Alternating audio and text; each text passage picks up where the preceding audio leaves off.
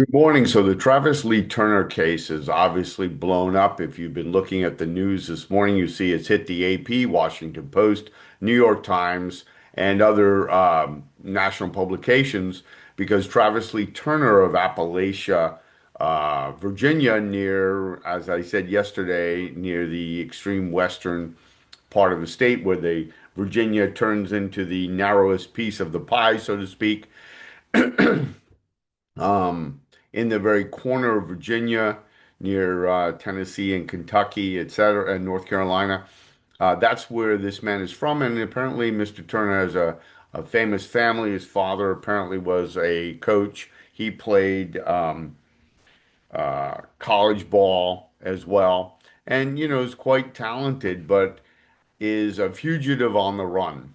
And while I'm certainly sympathetic to his family that has to endure this, I wanted to point out how only when it was revealed that he's a fugitive did the national media get into the feeding frenzy because everybody likes a fugitive on the run. Makes for great clickbait, great to look at, and obviously exploitative of this man and his family. And again, I'm not defending what he may or may not have done, but as you can see in the comments, I'm going to try to share this. You can see people very, very angry with the AP. This is just one of the stories that is not behind a paywall. You can see you go all the way down here, talks about, his famous family, that he himself was, hobnobbing and a quality player along with people like Michael Vick, who of course had his own controversy out there. But you can see some of these people. Sissy says, "Come on, AP, what kind of story is this? Absolutely no details.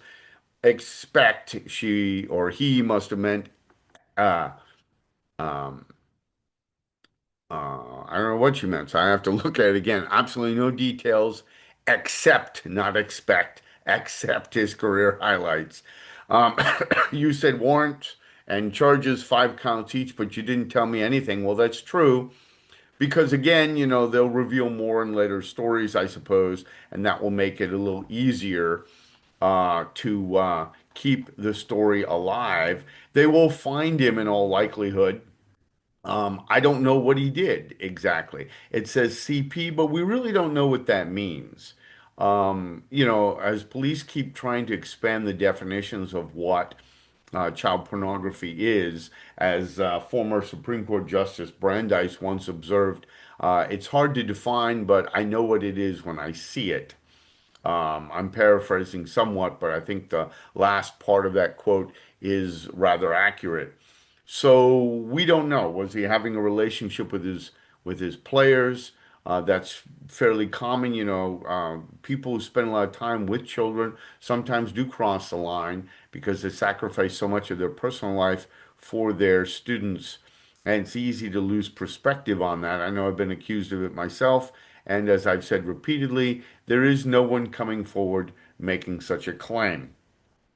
Maybe not true here, we will find out. But the fact of the matter is, and the point I want to make briefly in this short, is that this has been sensationalized precisely because he's a fugitive now, and everybody likes a good chase story.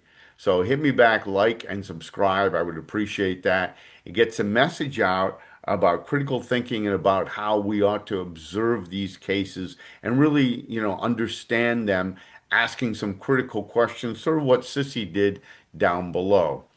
Take care and hope you have a good day.